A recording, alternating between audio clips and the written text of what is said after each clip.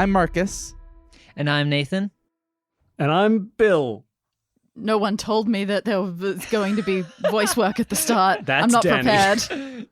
Oh, yeah, I did right. literally, before the mic started rolling, I said, I'm going to talk us in, and then I immediately expected everyone to chime in with their name, so that's kind of on me.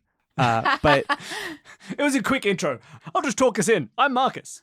That's it. yeah, I realized my mistake quickly, soon after making that. But wouldn't you know it, we have our friends Bill and Dani from Escape This Podcast and Solve This Murder with us. We are very excited because today is the day we are going to go through our listener-created murder mysteries, which is absolutely delightful. So excited. The number of you that sent these in. We heard that they really came through, that you got a swarm of them. Yeah, we might have to break this into 2 episodes. We'll see. Maybe we'll plow through these because we're very intelligent. Oh, yeah. Oh, yeah. There won't be mysteries at all. It'll just be a real quick description of an event, and we'll say, yeah, obviously, it was the butler. Dummies, next. Only one option. I mean, I always start with Skim. that. Butler, next. Assistant, next. Nephew, next. I'm sure that would make for a good listening experience. So we should do that. Speed run. Oh, but before we start, though, another exciting thing is I think this is our first time recording with you guys since the release of the video game that we all had a part in, The Rise of the Golden Idol. Right. Yeah. This is true. Whew. Glad that's been doing okay. Yeah. I've said it to so many people. Is like the best thing about all the good reviews for that game is knowing like we are the new element. Like, the difference between the first game and the second game is our existence. Us. And so, if it was reviewed as like, not as good as the first one, bit of a misstep, you'd be like, oh no, I'm the misstep. But instead, everybody loves it, and that's great. Nathan, what has the post-game feelings been for you? Oh, it's been exciting to see everyone's responses. Again, like we said, they've been generally positive, which is awesome. People have been excited about it, and also they seem to be excited about the DLCs we're working on, which we're still in the mostly the throes of. So we have 4 coming out next year, which yes, and Dani and I were sort of had the big focus on the first of the DLC. They've sort of been, you guys are each working on some of the other ones, and we worked on the first one. So when the game was being released, and it was like, oh wow, the game's out, and we can see how people are reacting, we were very much in like, no, we're going to finish 2 scenarios by the end of the week. We're gonna go. And so it was only after we kind of, like right now we're in final wrapping up stages of that, and everything's like locked in place and looking nice, and we're doing last art checks, and that's great. So now we're finally feeling a little bit more like, now we're done. Sense of accomplishment. Yeah, now it's all relaxed. We can see how people are enjoying it. But I'm very excited for the DLC. I'm really excited for the first one, the one that we worked on to come out, because I'm excited for for cool. the other ones so that I can actually play them. That's also true. I do have to say that the DLC that you guys headed up, the first one that will come out, you guys really hit it out of the park. I think that it's going to be that's so nice. Well received. Honestly, all of the DLCs, what's really cool is the base game was kind of several of us new people figuring out how to make a game like this, and the DLCs is really us getting the chance to run with it and have a bit more say over the overarching story, so to speak. So yeah, I'm really excited about that. they all take very big swings. This is yeah, true. that is true. But the thing is, I feel like the best part about having all of us in our different little writing groups has been identifying what sorts of swings and what areas we specialize in. Like you two, I would say, you come up with the innovative puzzles, the puzzles that we didn't know, hey, can this game engine do a puzzle like this? That's and then making it work. That's you guys. It is also fun, just even in the base game, to figure out what people's like skills and calling cards are. Like what kind of identifies our work. It was funny. My sister was playing through the game, and she sent me a screenshot from a scenario that takes place at an auction house, and the screenshot was of a little signature that says "Stay sharp," And she was like, this has your fingerprints all over it because it's like an inside joke. I don't think I even consciously did that, but that's like an inside joke of ours. So like fun. Whereas she we've could had immediately tell. We've had the opposite. We've had a lot of people try and guess which ones that we wrote for the game, like what we were like, which scenarios we did. And apparently we removed ourselves. And people are not good at skillfully. it. People were like, "Did you do this one?" We're like, "No. Did you do this one? No. What about this one? Yes. Haha, I always knew." It's like, you didn't know. You guessed this was your third guess. First try. I don't know if that's good or bad, but it's definitely true. I mean, there's the red herring of a mug that says best Bill. That is That's- true. There is a scenario that does call a character the best Bill, and everyone's like, "Well, that was you." Obviously, I was like, "I don't think that was." Someone just put in a best Bill mug. You're gradually convincing yourself that even though the scenario wasn't yours, maybe the mug was. I can't remember. It's so hard to know because It really because could we have. all we sort of talk about it being like, oh, everyone had a scenario and they made it, or had X number of scenarios, but there was still so much back and forth throughout the whole process that there's You little do get a touches few in every fingerprints. single room where you're like, who did decide on that? Like, where was that from? Like, who put this in or who helped that puzzle? And because half the time you have a puzzle that doesn't quite click or you can't quite do the last thing, so you just sort of mention it and someone in a group meeting will say, oh, what about if you put that in the other room and then you gave him this sort of a situation? Oh, maybe you put that in the back of a car, and you're like, oh, yeah, that's a great idea, and then you finish it off. So it's hard to not have your fingerprints a little bit on everything. But Yeah. it was good fun. It was good fun. I'm just really glad that people are liking it and that it came together well, and that I'm happy with how it all is as well. Like, it's nice to look at it and be like, hey, you know what? Because we were playing it quite a bit right before it came out, to check it and make sure everything is looking good and works. And we were doing like the hints and all that sort of stuff. And it was nice to sort of play it and have a moment before release of like, oh, you know what? This is a really good game. It's just nice, That was fun. Coming up with the hints especially meant that we had to do that because we had to really go through and make sure that all of the logic was flowing exactly the way it was supposed to within each scene so that we could help people along that path if they needed the hints. And just being able to say, oh, yeah, look at this room. Look at how you get from the dead body to the murderer just through your eye line. You follow these things, you click on them this way. And it just made things seem like we'd put them together pretty seamlessly in the end. It was really impressive. Well, if you ever want to feel a lot worse about your design, just watch someone brute force it This is and true. insult Yes. every aspect. Yeah. Could The happen. worst is some people will start. The worst is you see people and they'll start playing and they'll go, oh, well, I guess I just have to assume this. And you're like, no, you don't. No, there's evidence all over the scene. Nah, I guess that one they just expected me to guess. Oh, well, I guess I'll guess it. Please don't guess. There's so much evidence. Please look at it again. No. There's no way to work this out. And I'm always very glad because I've talked about this. Like, I sometimes see people posting like, how are we supposed to know this? Like, this has nothing hinting it. And there's always a bunch of responses from other people who played the game being like, well, this did, and this indicated this, and if you looked at this, and there was a clue here. And I'm like, oh, good. Other people, like in general, people are getting it, Yeah, I'm totally okay with people saying, yeah, I don't think that this puzzle was well designed or it was convoluted or whatever. But when someone says you had to resort to guesswork, I think that's when we all get up in arms. Outrageous. It's like, we're No, like- you didn't. We're like, we would never. There's would clues never. everywhere. You just didn't read the clues. Well, speaking of clues everywhere, Ooh, Yes. writing engaging murder mysteries, I say let's do it. All right. We're all very experienced at this by now. Yeah. Why would you curse us like that? Why would you say such things? We're going to spend like 30 minutes on the first For question. people who don't know, we do Escape This podcast where we do escape rooms. We do Solve This Murder where we do murder mysteries. But on our Patreon, we have an entire series where we solve every single 2-minute mystery story written by Donald Sobel, and we solve them all. And we've got a 100% track record, Yep, except for the ones that totally. we didn't get. So we are, even though it may not seem it on the surface, we are very practiced at 2-minute mysteries. It's at little mini mysteries. So we know all the tricks of the trade, as long as the tricks made by one particular author. Any tricks that Donald Sobel didn't use, we don't know, but we know all of those tricks. So we're fully prepared.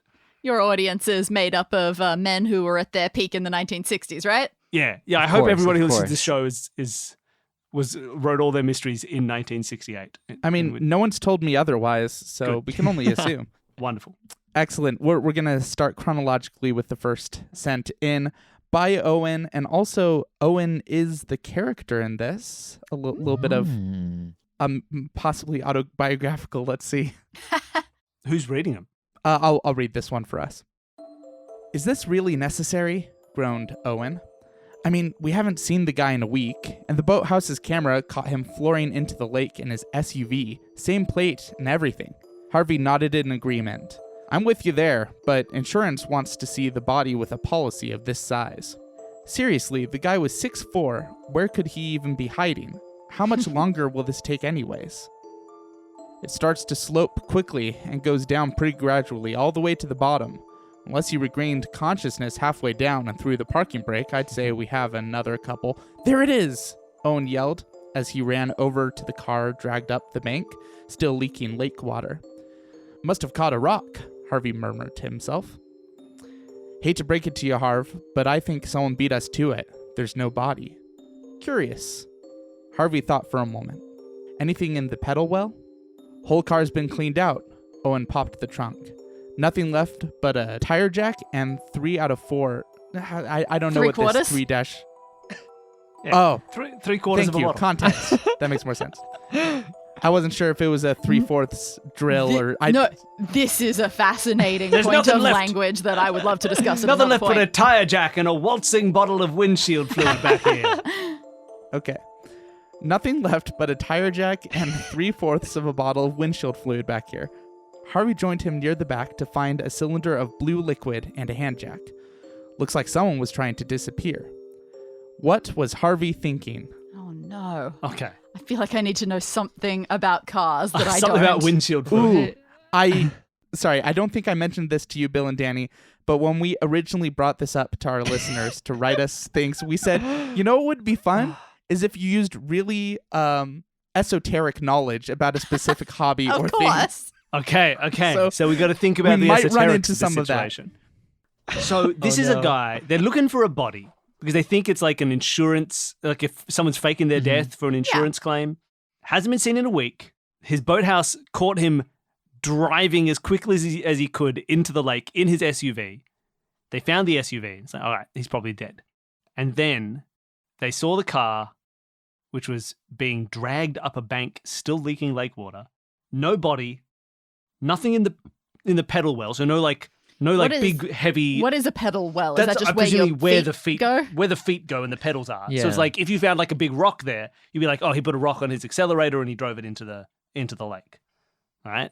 So here's a MythBusters thought. If he there's something on the pedal well, so if he drove it in, there's the windshield fluid's in the trunk. What if he emptied the windshield fluid? I have no idea where it is in the car, but if he could empty it and turn it into an air tank, and then like James Bonded himself out of the driver's seat.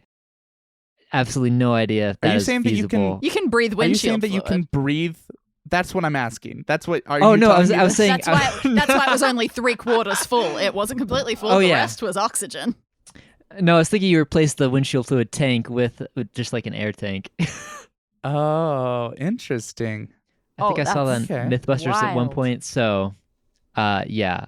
Fascinating. Oh, Okay, interesting. I've got to assume if the boathouse camera caught him flooring it into the lake, I'm assuming it caught him. Like it didn't just see the car. It saw Yeah. him in the car. He's on the camera. He's driving into the lake. I think we can take that as established fact. It also says unless he regained consciousness halfway down. That seems to have. We are going with the understanding that he was unconscious at the wheel. I guess so. hmm Unless Well- there's another way that he could have could he have put like an ice block on the pedal? The Have we ice considered block an could have. ice block? It could have been an ice block, melts in the lake. We'll never know. The salty, salty lake. Oh no. Yeah, wait. There's water in the lake. Did you guys read that? There's water in the lake. I'm onto Everywhere. something. It's a melted block of ice. The floor of the pedal well's wet. It's got to be the ice. Why is a tire I just- jack and windshield Yeah, fluid right. important? And just that, nothing else. whole- No keys. Yeah. No, Did he no take the- spare tire. Well, Hmm. the question is, what was Harvey thinking? So if we're just purely playing the game as it's written here, I would say he is thinking that the person survived. Final answer. That's true. But hopefully there's a bit more of a solution. His hubby was thinking, wow, what a mystery. Got him. Oh, well, this brings it back, Marcus, to the 1 minute mystery at the start of this all, where we got stuck because someone was putting alcohol in their engine for some reason, and that did something, and that proved that they were the murderer or something. I remember we've read that story. That was baffling. We've done a story with alcohol in an engine. It would have been the same book. We know that we've read some of the same stories. And it was something weird. Yeah, there it is. I hope it's something. It's not something like that, because I mean, I know very little about cars. I don't know. I am feeling like that might be what Owen is doing here. Owen might be challenging our car knowledge because I can't think of anything like physics-wise or like spatially wise that we could be missing. Just the way that things are written here makes it feel like it's something to do with the way a car works. Yeah. There's also this interesting thing where they seem to be implying, oh, hey, we reckon this car's going to be hard to dredge out. And then it turns out to be right near the bank. And he said, oh, it must have hit a rock or something. Rather than going all the way to the bottom of the lake. Oh, is that the implication there? Okay. But they said it might have happened if he had regained consciousness and threw on a parking brake. So I'm not quite sure. I think I'm going to wager a guess that whatever the trick here is, it's a way to get the car into the lake without him in it. Because there's no mention of him leaving the car after it went into the lake. And if they have a camera, I feel like they would have maybe even in this short story mentioned, oh, we saw someone get back out, you know? So I think that's my call. Maybe. I think he must have. Yeah, I feel like they want to imply that somehow he had disappeared himself. My big question about this is, do we think the solution is going to relate to the stuff that is here or something that's not here? Isn't here. Like you would expect there to be a spare tire. Because I think that question of where are the keys, valid questions. Could he have used the spare tire as a flotation device? He could well have used the spare tire as a flotation device. You can breathe a spare tire. You can breathe a spare tire. That's some pretty gross air. Hey, gross air is better than pressurized rubber-scented air. I think we should designate. If we could use it as like an inner tube. Oh, that's true. I think we should designate a solution looker who can let us know if we're even vaguely close. Sure. Nathan, do you want to be our solution looker? I will gladly. If we're too far off, you can just read the solution for everyone. Okay. So, first part. Okay. So, we are, yes. Okay. We are dealing with the stuff that's in the scenario. We are right that he did skip town, and is trying to fake his death. It is important what kind of car it is. It's an SUV. Oh no, I don't understand. What's an SUV in the context Sports utility vehicle. Yeah, but what is this SUV? Is it ones that have to have a tire on the back or something? No, that's a maybe Jeep. It's Aren't they important SUVs? For where the trunk is. See, I was not imagining an SUV. I was imagining my car, which the trunk is not. I have to go out of my car to access the trunk. Sure. Oh. So this is a trunk inside? Like you can go through the back seats? Yes. Like it's right behind the back seat. You're right. So I was not trunk. picturing that. Yeah, same. Now, why does that help us? Well, it's something to do with what was in it. What did it say? Popped open the trunk, left nothing but a tire jack and a 3 1/4 bottle of windshield fluid. Oh, is it? No. I'm trying to figure out. I don't know what a bottle of windshield fluids chemical properties capacity is. No, not so much its chemical properties. What the bottle is like. Is it likely that it would have still been? That doesn't make any sense. It was in the water. I don't know what I'm doing. No, I think we just got to get the solution. Okay, you were right to focus in on it. So the solution is a bottle of windshield wiper fluid would do the trick, having enough to weigh down the pedal, but once the car fills up with water, it would float to the roof. The car being on a slope would mean it would float up to the trunk where it would stay. Oh, wild. That's hard. Ooh. Mhm. Interesting. So So it's ways down the pedal. I Floats pictured in floating, water. but I certainly couldn't get any further than that. I had no idea. Brutal. Yeah, Interesting, that's though. pretty That was wild. good. I don't think I was visualizing correctly how big a bottle of fluid That too. of windshield fluid could be. Because if Yeah, I was that thinking is of true. it as like this big hunkin' thing, maybe that would help me consider. Yeah. You know what? that. I would say 100% of the time, even though we read windshield fluid every single time, all I was picturing was just a little handheld bottle of Windex for cleaning glass, which is not appropriate. That's what was in my head the entire time. Oh, that wouldn't yeah, weigh down. okay. They can get pretty. Yeah, they Oh, get pretty yeah. solid. That's a solid thing. All They're right, all big. right. Yeah, that makes easy. sense. Could have been a block of ice. I'm just saying it could have been a block of ice. No, I'm just saying it could have been a block of ice. You can't take this from me. We don't know Yeah. that he didn't freeze the windshield fluid and then use that as block of ice, so it's both. So That's it. boom. Well, cool. Well, thank you so much, Owen, for that mystery. If we were keeping score, I would probably give a point to Owen and maybe half a point to us. But yeah, I say we keep it going. Let's hop to the next one. All right. Nathan, would you like to read the one by some dude? Heck yeah. Thank you, some dude. It looks like this one might be one that he wrote for the Escape This Podcast Discord. So Okay. if this is familiar at all to you guys, you can pretend like you've never heard it before and make yourselves sound really smart. I mean, it did apparently appear on our Discord originally. That's okay. I'm not on our Discord. Oh, that's true. Okay. Dr. Halogen? That's Halegian. Everyone knows Dr. Halegian. Cool. Dr. Halegian was interviewing Sammy Sloan, eccentric millionaire, about the theft of his diamonds. I was planning on selling them too, he cried. I even had a buyer lined up. I need the money, you see, to pay for my pet naked mole rats. I love them all so dearly, but there's so many of them. Why, at least 20 members of the colony must be pregnant even now. Oh my gosh. I do see, said Dr. Oh gosh, Halegian. I see that you better return the diamonds right away because the insurance company won't be paying out with that excuse. What made Halegian realize Sloan was lying? This is classic, like, 2-minute mystery Donald Sobel style, which is Donald Sobel learns an interesting fact, and then he writes a mystery around said interesting fact, which I'm assuming And is the about... character outrageously brings it Yeah, up in brings extreme it up detail for no reason. For no reason. It's They'll perfect. just be like, instead of just saying they were stolen, he'll say, they were stolen, and also I had 20 pregnant naked mole rats. This is outstandingly accurate. Now, Dani, you seem like you know the exact pregnancy status of naked mole rats. I studied biology, and naked mole rats are so weird that they come up a lot. Everybody loves naked mole Oh, rats. Really? wow. Okay. Yeah, do you two know anything about them? No, but I'll be honest. I'm kind of hoping that some dude throws a loop at us and it has nothing to do with naked mole rats. 'Cause that would be hilarious.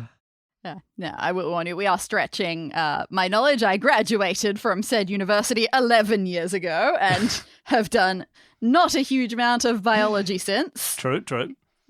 So we'll be doing a little bit of work here. But naked mole rats, to the best of my memory, are eusocial. And what does that mean?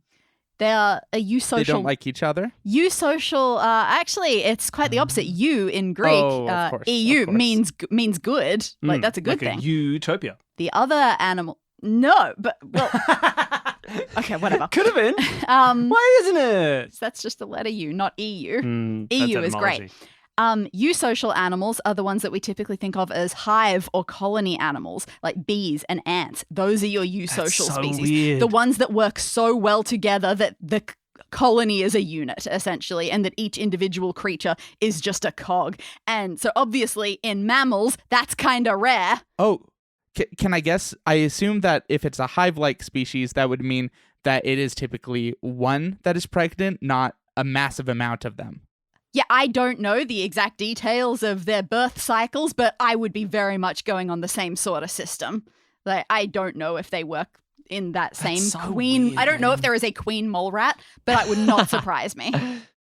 I think we got to go with because That'd be the only other mole fantastic. rat fact is that they basically can't get cancer. Yes. They're basically immune to cancer for some reason. Yeah, we need to study them a lot more. Insane. They're weird. All right. All right. I've just opened up It's just the jokes. answer. Diamonds aren't valuable.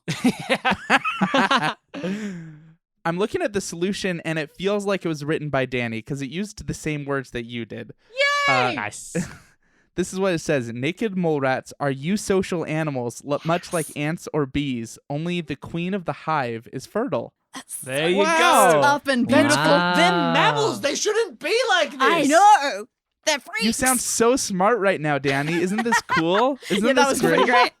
All right, so end of episode, right? We're retiring now. Yeah, we should 100%? probably- Oh, yeah. 100%? Going on a it. high note. No. We are not 100%. I'm sorry. Oh, Oh, you're man. right. We're only 50. This is miserable. We got to bring it up. Awesome. Well, I learned something new today, and that's a pretty cool fact. Mm-hmm. Thank you so much, some dude. Yes. It's gonna be tough to take away my nomination points now. Let me tell you that. Yes, because we are going to pick one at the end of this to send a code to the Rise of the Golden Idol. So that's what's at stake here, even though the real reward is the murder you do along the way. So. Exactly. Classic. Okay, I will read the next one here from Mac the Maverick Hardscrabble, aka Jared, my brother. Lovely. So Jared has thrown his hat in the ring. Inspector Crawford was about to lock up the precinct for the night when his office phone rang. Inspector Crawford, body found at Monroe High's gymnasium. You're gonna want to see this, sir. Despite the roads being slick from the rainy thunderstorm that had pervaded all day, Crawford headed straight over and was greeted at the door by his subordinate, Officer Jonesy. Oh, Seems like you're beating forensics here, sir. You didn't run any red lights, did you? Can it, Jonesy? What happened here? Body was found by the principal of this school. She's still in shock. I haven't been able to fully question her yet, but I learned that the dead man is the PE teacher, Coach Frank. Crawford and Jonesy entered the gymnasium as the storm outside pounded on the windows. The partially lit gym was what you'd expect to find in a high school. Retractable bleachers on all sides, basketball hoops folded up into the high ceiling's rafters, and an archaic, possibly broken, split-flap scoreboard that had to be almost as old as the school itself hanging in the center. The room was otherwise empty except for a 20-foot metal stepladder set up in the very middle of the court. This stood alongside a thick black climbing rope with a giant knot on the end of it, dangling from the ceiling near the scoreboard, not quite touching the ground. On the very top of the ladder, slumped over the top cap with his limbs hanging limply to either side, was the inert body of Coach Frank. Quite the conundrum, isn't it? Jonesy mused.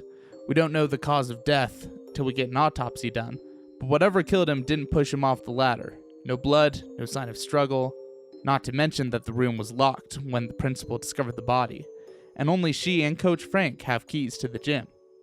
Crawford stared at the long braided climbing rope dangling by the ladder. Do we know if Coach Frank was well liked here? From the little I've gathered, the students aren't big fans of the drills he runs in class. You don't think one of them had it out for him, do you? We can't rule anything out, but I'm more interested in your own observations. What do you think happened, Jonesy? Me? My money's on attempted suicide. Frank brought the ladder out, intending to hang himself from the rafters. But the gym rope is too thick, so he brought his own. See? Inspector Crawford squinted upward to see where Officer Jonesy was pointing, and indeed there was another much thinner black line dangling from the rafters between the scoreboard and gym rope, but only reaching down a few feet, practically brushing against Coach Frank's body. I don't want to point out the obvious, but he's not hanging from it, Crawford observed. Well, maybe he was getting it ready. His fear of heights got the better of him, and he had a heart attack. Seems unlikely. Crawford walked... No, I think that could be it. It's solving itself here. Crawford walked around the front of the ladder as a loud thunderclap occurred outside, rattling the room of the building. Then he paused as he noticed both of Coach Frank's fists were clenched, still dangling. Have you or the principal touched anything? No, sir. According to her, the room is exactly how we found it. Didn't even flip on any extra lights. Is there a custodian closet around? Yes, ajar in the corner there. I imagine that's where Coach Frank got the ladder out. Why? Because I think forensics are going to want to stop by that closet before they attend to the body. Why? What happened? Okay. All right, I got a couple of things that have struck my notice. How about you guys, Marcus, Nathan?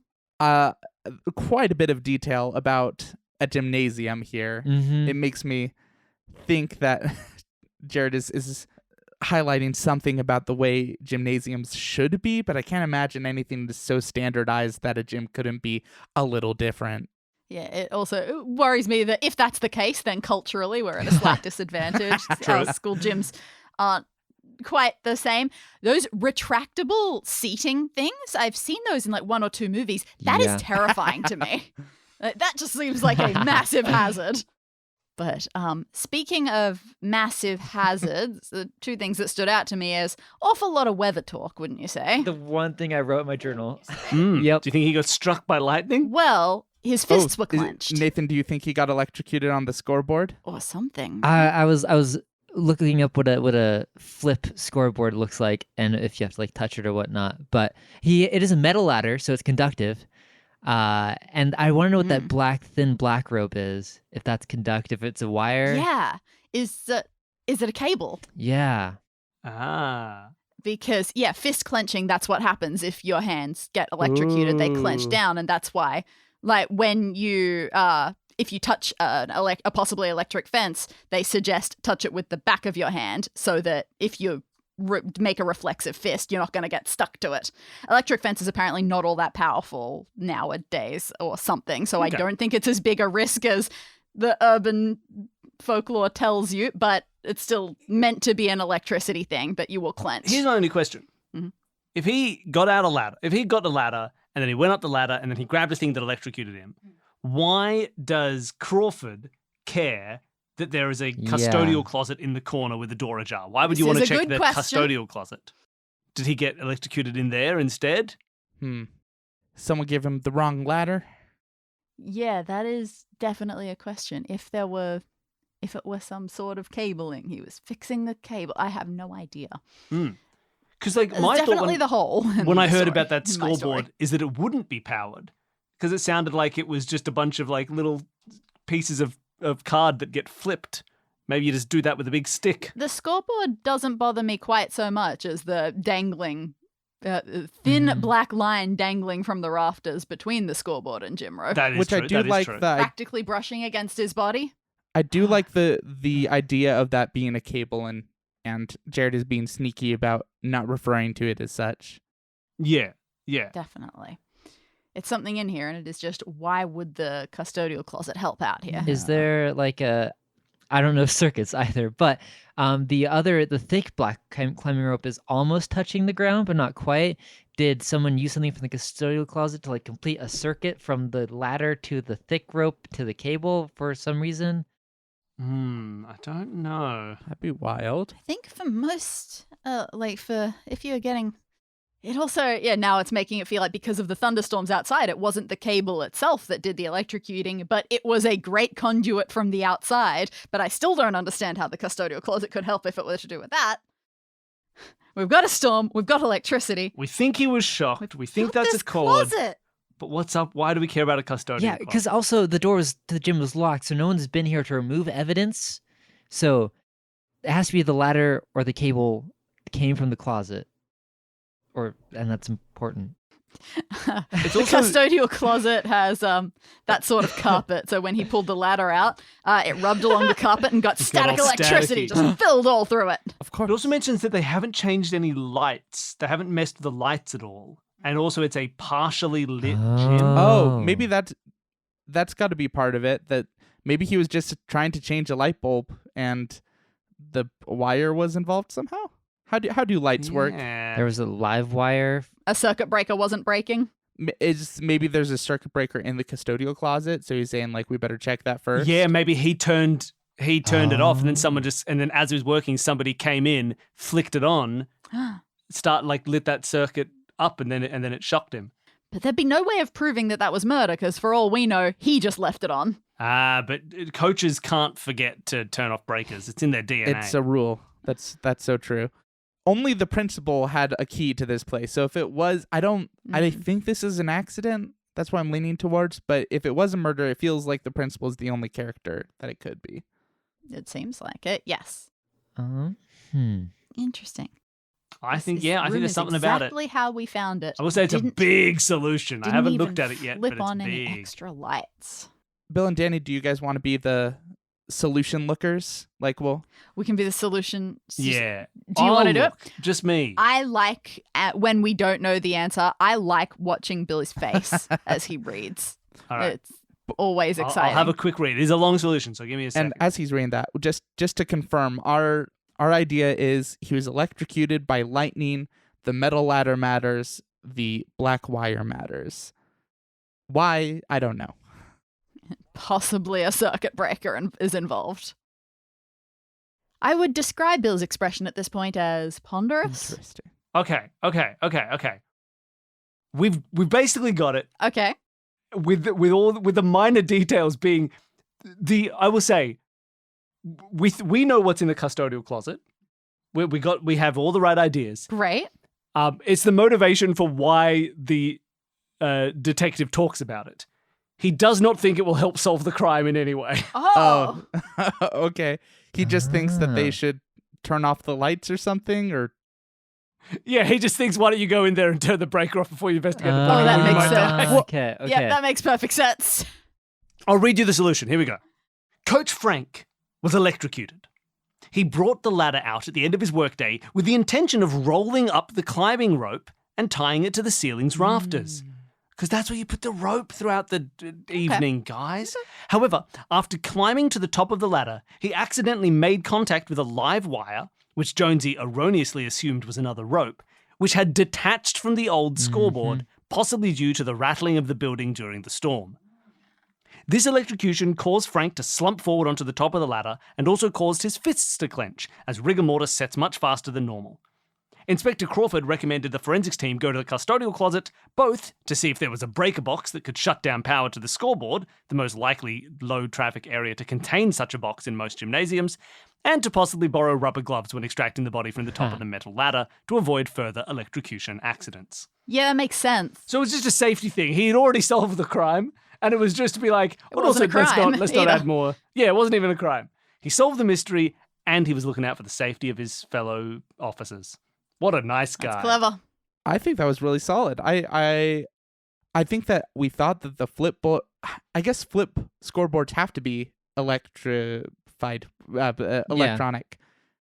Yeah, out of our Australian wheelhouse. They probably do. That makes sense. It's just like, because you got to have some motor that flips the things. Yeah.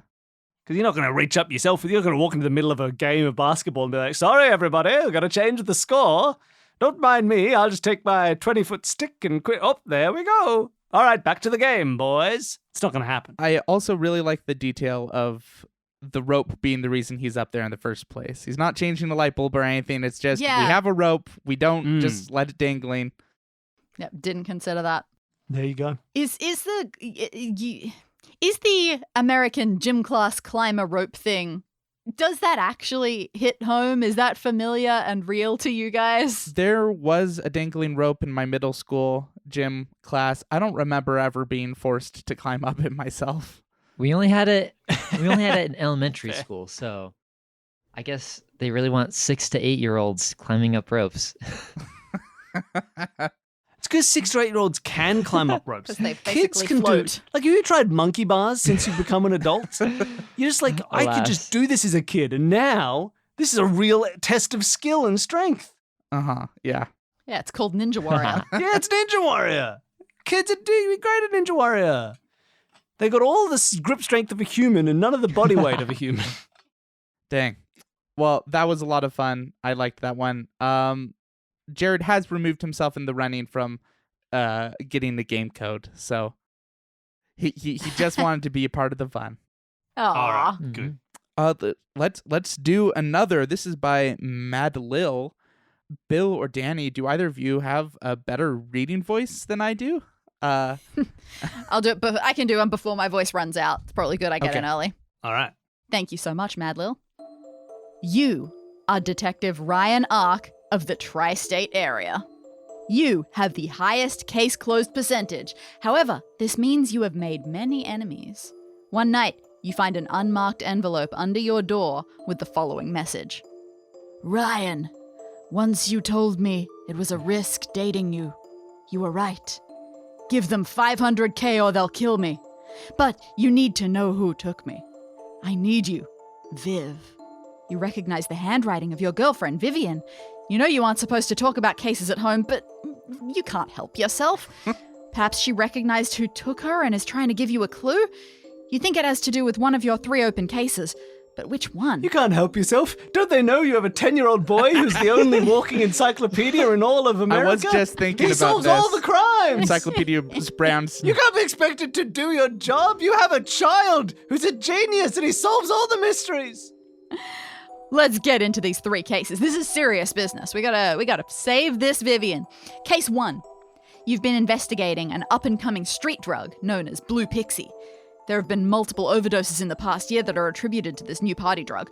Your sources have indicated that Sierra Fest is the mastermind behind this operation and is basing her operations out of the Rainbow Rave nightclub, where she's part owner.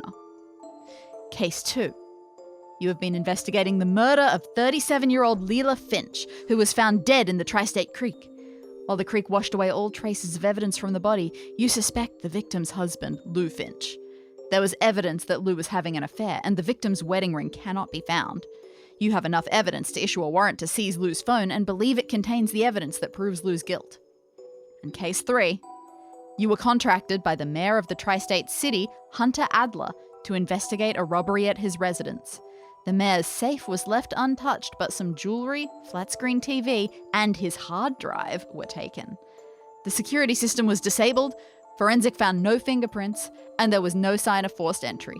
Mayor Adler is convinced it was his political opponent who was trying to sabotage his re-election campaign. You immediately issue an arrest warrant.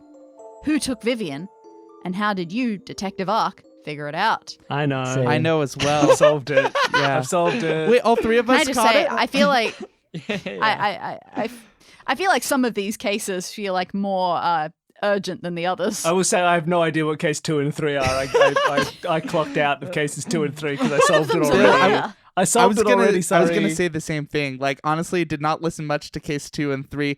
But come on. hey, case 2 and 3. What am I no, no. doing here? I'm invested in these cases. These ones are full books on oh, their own I right. like these. I like Oh, these yeah, they're red great. herrings. Like, we've got some interesting intrigue here.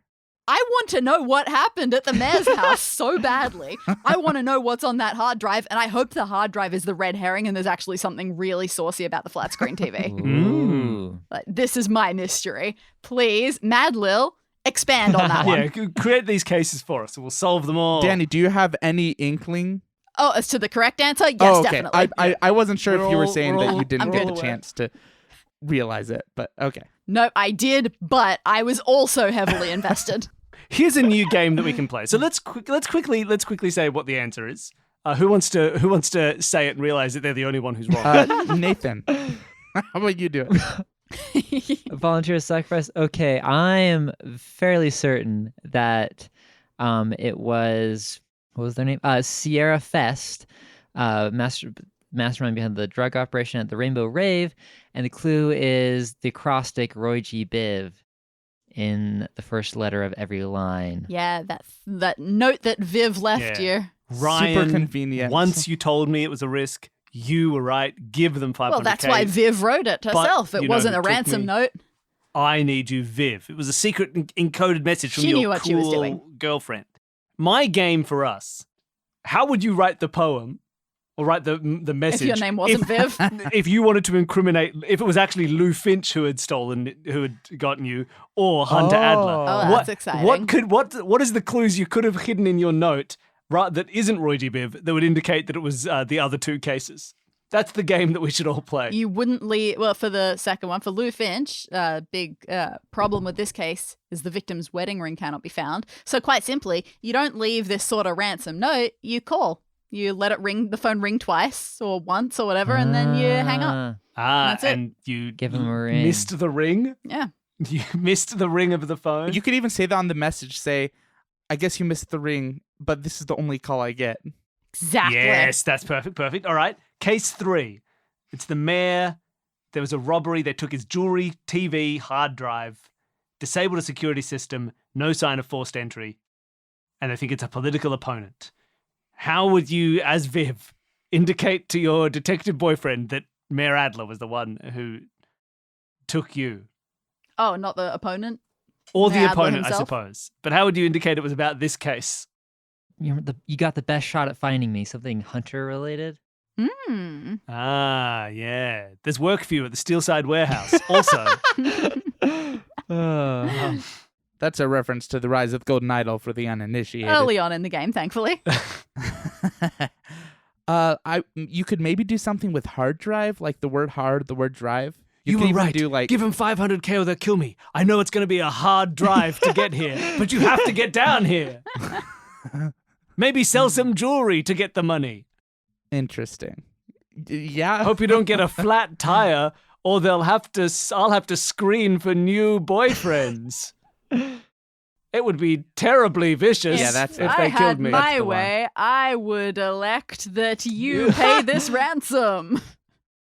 You could get the money to them by May or June. Ah, This is May. Oh, mayor in it. mayor. that's good. May or June. Beautiful. That's good fun.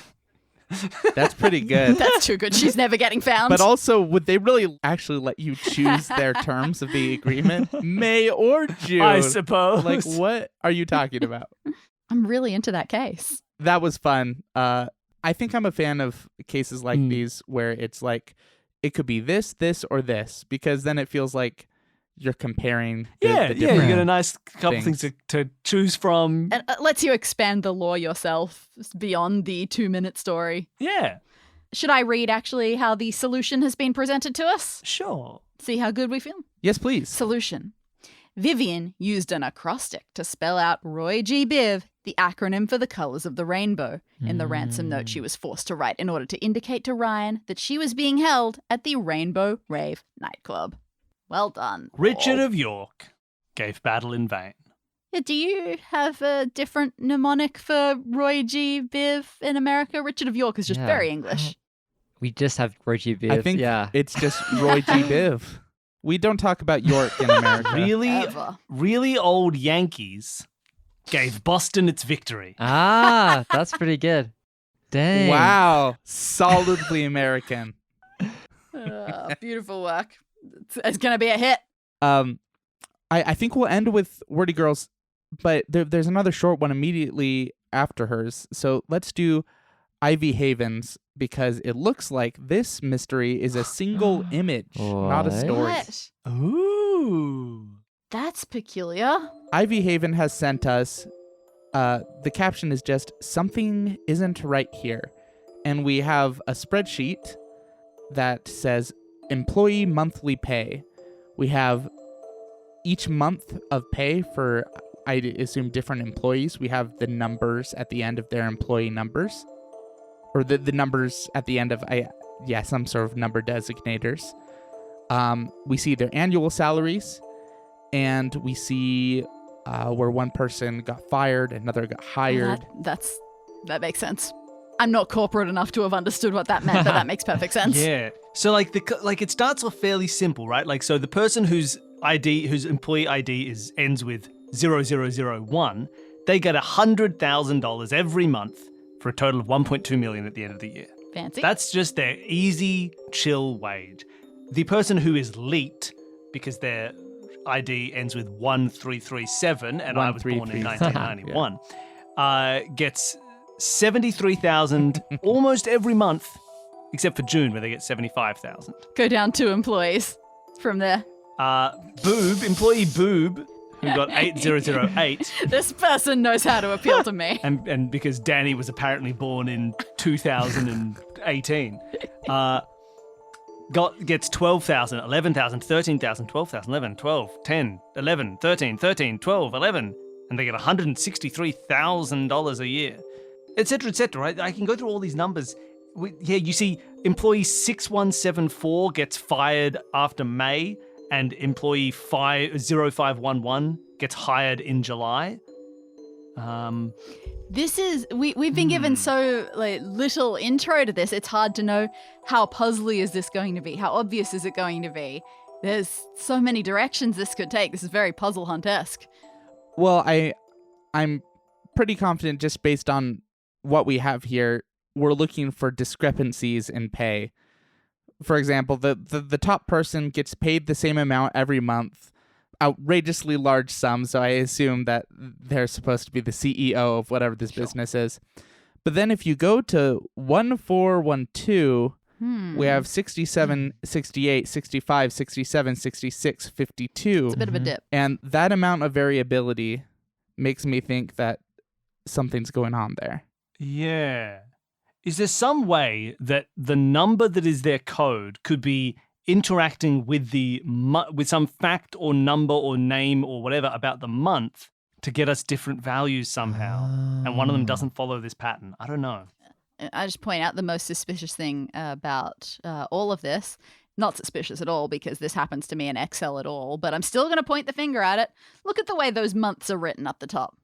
What happened to September and November that they got abbreviated where all the other months got written out in full? And look at those totals. September knows Look at what those she totals did. down the bottom. They don't have commas. All of the other money amounts have commas. This is sus. It's sus. It's the spreadsheet. The spreadsheet is the problem. The business is doing just fine. I hope that is the solution and not something that you've just made Ivy Haven insecure about. Oh, just it won't be Ivy Self-conscious Haven's about. fault. It'll be Excel spreadsheet's fault. Good point. Yes. Okay, I think I'm seeing a pattern. Oh. Maybe. Oh, yeah. Whenever 1412's I was about to say whenever their wage goes up, 8008's goes down, but that is not true. But I wonder if it's something like that. I think that maybe someone's gain is someone's Someone is loss, definitely maybe? skimming off the top because while I have no intention of doing all of the addition, the employees who are hired and fired at different stages, so they don't have as many numbers, their salaries do not add up. Oh, really? They do not. Like the 10, 11, Are 10, you 9, sure? 8, 9. Does that not add to 63,000? Try it yourself. That's 10,000, 21,000, 30,000, 31,000, 40,000, 48,000, 57,000. They only earned 57,000, but they've been put up for 63. And 6174 is 11,000. Then we go up to 23, then 33, then 46, then 57. Also 57,000. And they also got 57,000, but they've been said they have 67,000. And what about June when neither of them were working? What is June's money? Does that add up? All right, let's see what we can do here. 175. 210, 285, 200. This is prime Yeah, audio right. content right here. Wait, I accidentally counted that 75 twice. 274. Oh, Okay, that one's does add up. correct. Okay. So there's definitely something weird with those people who were fired that they have been paid less than they. Oh no, than they earned annually. So there's something weird there. Someone's skimming something. Someone's doing something. Is any of these employees getting paid? Is their annual higher than what it says? Like, what is 73,000 times 12? I need a calculator for 800. I'm this. just doing calculations right now. 808 is also only the note totals only add up to 141 as opposed to 163. Ah, Oof. No one's making as much money as they says they should yeah, be. something's off. I wanted to know if one person has an annual listing that is lower than what they actually made, so that they're cheating the other way. But that's hard to spot. Billy's got the calculator. going. 1337 is also lower. Yeah. 1412, by my count, has made $765,000, Ooh. but they're only reporting 661. Oh, I could be wrong. 1412. But yeah, already, if they were making 65 every month, that's already 780,000. All right, well, I say we stop the investigation here and kill 1412. We kill 1412. We just kill them. We just Boom. kill them. We just murder them straight away. They did it. That's how That's how corporate corporate works. In America. Man, you're so American today, Bill, and I love that. Okay, well, I guess all of us can look at the solution. I feel pretty confident. Yep. Employee 1412 is taking 2,000 from everybody else, aside from the new guy for a few months and the boss. They also missed a month between the old person leaving and the new guy starting work. Let me know if I got my numbers wrong. No. I mean, we found the intentionally wrong numbers. Boom. Yeah, we found them. We killed them. Don't worry, they're dead. Ivy, don't even worry about any never possible gonna do it again. mistakes. We killed them. The leet You and don't the have boob, to they're pay fine. someone if they're Yeah, dead. leet, great. Boob, great. All perfectly fine. 1412, dead. Thank goodness. Killed. This is great news. That made me feel like a good old forensic accountant for a few minutes there. Yeah. We were just chatting with a friend of ours who's a forensic accountant, and Aw. they'd love us now because we've solved it. We're as qualified as now. And they're just like, and they keep telling us that stories every time they find fraud. They just go in, they kill the person, and then they go out, and that's part no of their one job. wants the wicked. You find yeah. fraud, you get a gun, you kill the person for doing the fraud, and you leave. That's forensic accounting. Fraud is a terrible crime. You do anything you can to stop them. Yeah. Mm-hmm.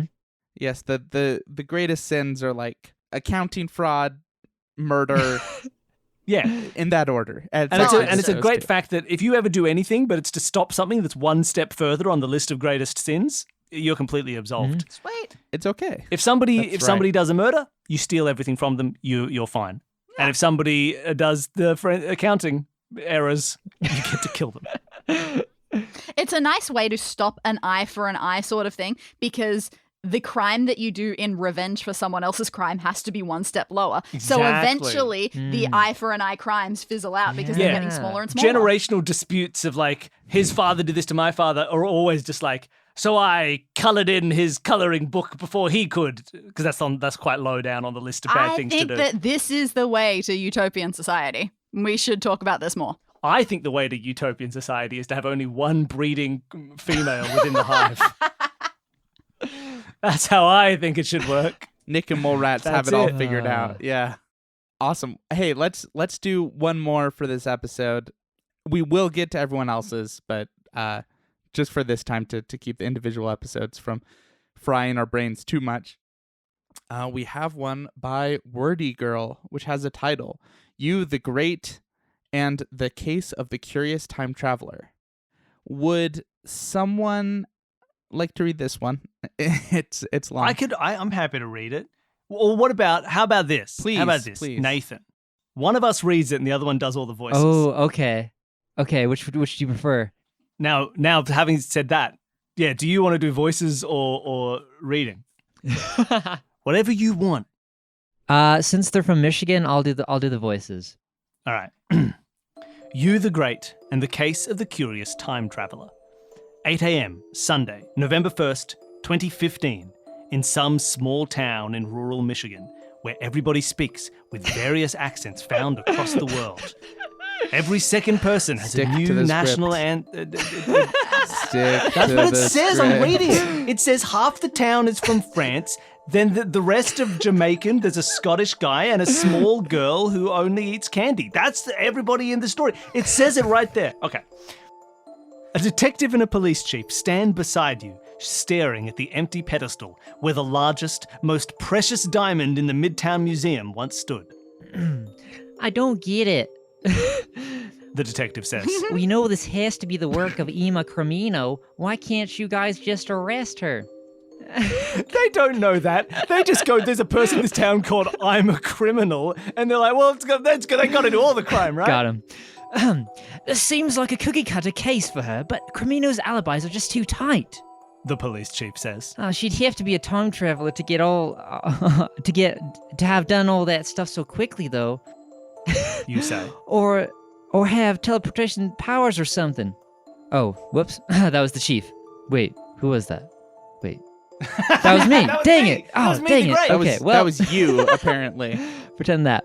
I know. The detective sighs. I will say, this is all dialogue, so we can swap off characters as we go. I'll become the police chief after that. Okay, sounds good. She went from the North Quarter to South Side, the Eastern District, and Westland, then somehow back here in Midtown at this very museum, though each section of town has at least 30 minutes of travel time between them. 15 in no traffic, but still, the police chief interjects. These receipts, they're proof, though. I guess we can't question it. Oh, well, the detective says. Who wants to be you? Danny, you're you. Go. Are you sure it wasn't another person using her name and credit card? I won't keep doing that, I'm sorry. Nope. Her face was caught on camera at all the self-checkouts, and we tested each machine for her fingerprints. These receipts were found in the glove box of her vehicle, which was left in the museum parking lot. Yet she and the diamond are nowhere to be seen. I have to wonder, why are all these stores open past midnight? Around the holiday season, they want to make sure everyone can buy gifts at any time of day. A few people like to shop at night when there's hardly anyone else out on the road. Our town is weird, okay? Don't judge us. It's all self-checkout machines at this time anyway, so there are no employees complaining about working late. They can spend time with their families. Really? Doesn't that mean you see a lot of theft? Sometimes, but most people around here are honest, except for I'm a Cremino. Apparently Cremino's not honest, so why wouldn't a thief like that just steal the stuff? Why did she go through the process of actually purchasing the items? And why did she skip back and forth like that? Is she usually this forgetful? And she's surely wasting a lot of gas. We're getting beside the point. Let's check over the evidence again. Laying out the receipts in chronological order, they tried to piece together the timeline in their heads. North Quarter Sporting Goods, 12:59 a.m., heavy-duty backpack. Eastern District Hardware, 1:11 a.m., glass cutter. North Quarter Sporting Goods, 1:13 a.m., climbing rope and harness. Eastern District Hardware, 1:14 a.m., double-ended pick set. North Quarter Sporting Goods, 1:15 a.m., black hiking boots. Eastern District Hardware, 1:16 a.m., bright flashlight. Westland Clothing, 1:31 a.m., black jumpsuit. Southside Gas Station, 1:32 a.m., strawberry snack cake. This is wild. Westland Clothing, 1:35 a.m., black gloves. Southside Gas Station, 1:39 a.m., 10 gallons of gas. Westland Clothing, 1:44 a.m., black balaclava. Southside Gas Station, 1:55 a.m., root beer soda pop. Then you take a look at the Midtown Museum's security footage. 2 a.m., a figure arrives wearing a black jumpsuit, gloves, hiking boots, and balaclava. They use a climbing rope and harness to scale the building, a glass cutter to get into the window, a bright flashlight to see in the dark, a double-ended pick set to pick the lock on the diamond case, and a backpack to carry it away. No fingerprints were found, but traces of strawberry snack cake were found on the window, and sticky root beer was found on the pedestal. Wow. They're professional. Our perp was wearing the stuff on the receipts. Isn't that proof enough that it was Cremino? Unfortunately not. It could be a coincidence, or another person might be trying to set her up.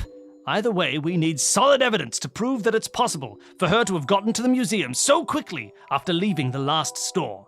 It would have taken her at least 15 minutes, so that last receipt makes her innocent. Okay. You frown at these bumbling fools and shake your head. Their logic is so flawed, and they aren't paying any attention to the details that actually matter.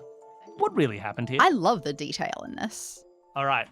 There was a lot going on, so I think as we go, we could all review. I feel like I have processed a good amount of it, so someone else wants to start talking before I nail the whole thing for you. Okay. Oh, true. Wow. Okay. I definitely don't have it nailed, so I'm happy to bumble a bit if you want to make it that much more satisfying. Each section of town has at least 30 minutes of travel time between them. However, looking at the receipt, we have purchases at 111, 113, 114, 115, 116, Jumping etc. from place to place. that are all northeast. So it does look like I am noticing northeast makes me think that there are two people involved here. Unless there's actual time travel, which would be pretty cool, but I think we're looking at multiple people buying these. Although it does say they checked. It said we tested each machine for her fingerprints as proof that it was her using it. So I'm assuming her fingerprints were found on each machine. Oh, I forgot that. What if you steal all the machines? What if you just have in the back of your car a big pile of self-checkout machines? You scan them all from the back of your car and then you put them back. No, her face was caught on camera at all the self-checkouts. But it's a self-checkout camera. Maybe it's from the machine itself. I don't know how that works. That is the face cameras are the only thing that I have question marks on. Everything else, I feel happy. Well, yeah, and like Marcus said, just to point out, there could be two people because there's a gap between going from north to west, which is 15 minutes, and then from east to south, which is 15 minutes as well, which is how long it takes when they switch. I definitely agree that looking at the gaps is more useful than looking at them as one solid timeline. Oh, I see. So all the stuff happening in the North Quarter happens at 1 a.m. the next, and then like 1:13, 1:15, but then you never go back to North. So if you then left North at 1:15, you could get to West at 1:31 and stay in West, whereas someone who is in the East from 1:11 until 1:16 could then go off and travel to the South maybe by 1:32. Definitely. So it does seem like two separate people, one going from north to west with a single 15-minute jump, and one going from east to south with a single 15-minute jump. Yeah. My one other query about this feels like it should be like an obvious thing. One, that we could be very much going on the two people doing this at the same time thing, and I think that's what we should be doing. But just to be clear, at no point... I cracked it. I found the thing, but go on. One, at no point does it say the day on any of those receipts. But we know the day. Yeah, that's a good My point. point is the day is Sunday, November the 1st. You know what happens on a Sunday around November? Oh, Between 1 a.m. and gosh. 2 a.m. and all those times. Intriguing. I think you start in south, like east to south, and then it hits 2 a.m., the clocks go back and it's 1 a.m. again, and then you can re-hit. And in fact, I can't believe I've fallen for and a we know classic which blunder. one they did because it started at 12:59 a.m. So they started north at before 1 a.m. They went north, then they went from north to west, and then it ticked over into hitting 2 a.m., becoming 1 a.m. again. They went back to the east because the last time they were in the west was 1:44 a.m., giving them time to come back to the east for Real 2 a.m. For real 2 a.m., but it's actually, Eastern 1:11. And then they go through, then they get back to the south, and then, they probably did south, because at 1:55 they did the south. They finished in the west to then West go was 15 last. minutes to the museum. To real 2 a.m. Yes, to real 2 a.m. So they finished in the west. And they Wait, let me quickly get a Michigan expert on the phone if they celebrate daylight savings. I don't know if anybody celebrates daylight savings, but We celebrate. We have fireworks. It's the whole nine that's yards. it. It's daylight Yeah. savings. My first immediate thought was, hey, what if there's something funny about time zones in this town? No, surely they won't be that stupid. But it was And look, they weren't that stupid. but it was like that. But It was the classic 2 a.m. trick. I scrolled up and I saw that we were given a date and time for this mystery, and it was relevant. That's fantastic. I love that. Yeah, I feel like I was gotten by this because that has come up in mysteries before, but this was written with enough detail that clever. I totally slipped from my mind the time of it year now this was occurs to me happening. that I shouldn't have been thrown by the faces on the cameras. For some reason, I was picturing the self-checkout face cameras being able to more accurately show you leaving that part of town and coming into the... Yeah, probably don't have. That's not how they They work. probably don't show that much of the I world. immediately went, oh, they've got her fingerprints on them. Well, that makes sense. She was there, just not exactly sort of when they think that she was there. And then for some reason, the cameras through my brain. Does that mean, is this me? Did I solve this, or did we solve this together? Does anyone else, was when I we mentioned didn't solve daylight it savings, together. was everyone else like, oh, of course it was daylight savings? Or was I the first person to notice? I thought that Dani noticed as she was reading. That's what. Yeah, I noticed that the time was 1 hour and that the time was like 1 to 2 a.m.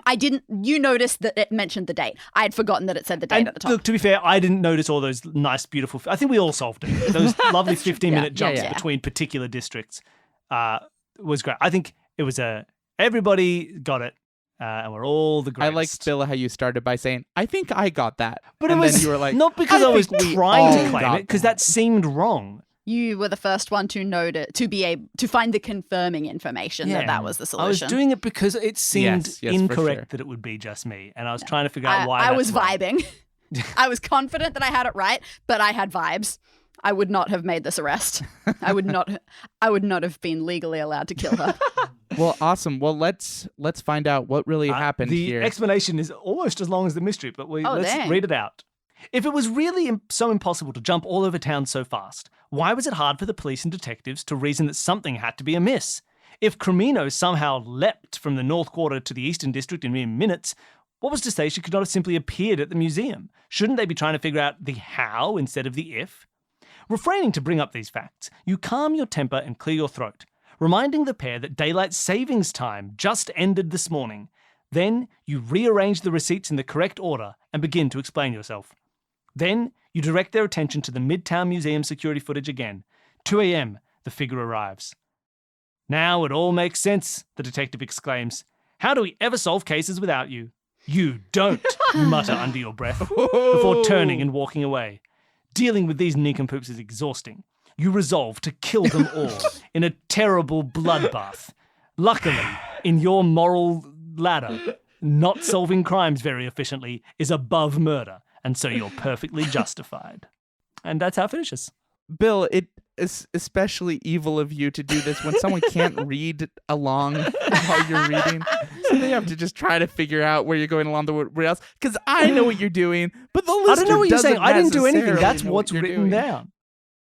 That's exactly what it said at the end. And look, if any of the words happen to not match the words on the page, we know Word Girl. We know what she meant to write. Yeah. Well, this is what I imagine she maybe meant by that sentence, which was, you're well deserving of a strawberry snack cake and an ice-cold can of root beer right about now. Euphemism, yeah. Perfect. Oh, nice. That was great fun. Delightful. That was a lot of fun. I really liked the variety here, both the variety in types of That's mysteries true. and in length. Yeah. Also, there wasn't a ton of murder here, was You're there? right. This People was were a bit more mostly wholesome. mysteries. Yeah. It was one horrible tragedy and a lot of fraud and theft. Yeah. Which we know that fraud is the worst sin. That's so true, I don't know that's if we can call true. it wholesome. It's pretty serious. That is you're true. Right, That is you're the right. worst sin. Anyone who crashes a car deserves to be murdered. I don't know. Maybe people just know that we draw a wholesome crowd here or something. Oddly enough, Yeah. since literally murder is in the title of our Yeah. podcast. Have you found as you write your stories for Aurelius Whitlock, when you come up with the murders, that eventually after a few, you've just found murder so unjustifiable that it becomes really hard to come up with more motives because it's just so unlikely that someone would resort to murder of all things. Guys, just don't murder each So other. maybe we should just all turn them into fraud writers. Yeah, I mean, there always is that kind of central conceit of like, bear with me here. Someone got Yeah. angry enough to murder someone. Like, Right? Yeah. Do all this planning to carry this out. but yeah, no, I know what you're saying. It feels like there are like 5 central motives, and once you do them all, it's like Exactly. hard to come up And sometimes with you just new want to be ones. the mediator for your own characters. Like, guys, just talk about this. You don't have to murder each other. You can figure this out. Yeah, why didn't anyone talk this through? Just talk it through. Just have some empathy. You'll be fine. All right. Well, I think we're wrapping up pretty soon here. So my question is, do we want to award one of these Oh, yeah. Who's the excellent, best of this batch? listeners with a game code? I don't want to say a best of the batch, but which one, you know? Who is a greater person than anyone else here? I think we made a mistake picking these ones because they were all so different from each other and each had like a Right. different style, like sort of highlight to them. Yeah. Oh, man. Hey, we're not the ones who came into this promising people we judge their art. Yeah, that's a good point. They didn't even know. They're all very nice. I can't do confrontation. Wow. If it were me, I'd be just creating a raffle. That's also that's Oh, you think so? We could actually. Oh, it's on you. It's up to No, you. that's easy enough to do. Let me roll a die. let fate decide. We've got some right next to I us. gotta if be you need part one. of them. What do we need? What kind of a die do you want? D6. I Great. got one. I'm rolling it up. I'm pretty sure. Did we read 6, right? Am I forgetting one? How many did we read? Possibly. We May have read. only been 5. We read crashed car. Yeah. We read naked mole rat. Yep. We read electrocuted coach. Mhm. And if we roll that, we're rolling again because they've removed themselves from That's the right. running. We read Roy G. Biv. Mhm. We read time travel, Mhm. and we read Evil accounting. evil accounting. Okay, that was 6. Perfect. Okay. I'm rolling the die. Here we go. It was 3. It was electrocution. Get out of here. I'm re-rolling you. We're not giving a code to electrocution. I rolled a 1. Congratulations, Owen. The one that foiled us the most. The one that foiled I us. suppose that's fair. That is true. If we were going for one of these to stump us, I think that was the stumper. Mm-hmm. That's It something we was. didn't fully get. So congratulations, Owen. We will be sending you that code soon, assuming that you are able to play it on Steam. If not, we're happy to find a different way to get you the game. Bill and Danny, thank you so much for being here. Thank you so much for having Thank us. you for putting up with that. Thank you for making up random words in our listeners' stories. How nice. They were all written there. I said 100%. nothing. Well, on the off chance that someone here hasn't already heard you guys before, where can they find more of you? If you want to find more of our stuff, if you like audio escape rooms played by weird and interesting, cool people, why not check out Escape This Podcast? Which, again, you can Google Escape This Podcast. It'll pop up. We also have our own murder mystery show where we create murder mysteries and solve them and do all of that stuff, which is Solve This Murder. You can check that out as well.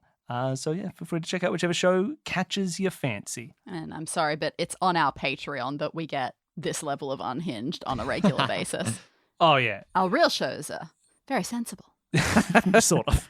So you're saying you save the less sensible version of yourselves when it's someone else's. Yeah, once someone likes us enough to pay to listen to us, that's when they get us being very dumb. Nice. I mean, good for them. I know I enjoy it. Awesome. Well, thanks so much to all of you. We will figure out doing the rest of these. But until then, I'm Marcus. I'm Nathan. We have never done this before. Nope. I'm thinking of a different podcast. We have never said our names But on a sign off. I thought I'd roll with it, so, that's my cue. You're so chill. It actually feels right. It's bookends. Yeah, I yeah. fumbled the intros in the beginning of this episode. It only makes sense that I would fumble them on the way out. So I'll just commit to it. I'm Marcus. I'm Nathan. I'm Marcus. And I'm Detective Ryan Ark of the Tri-State area. And we'll murder with you next time.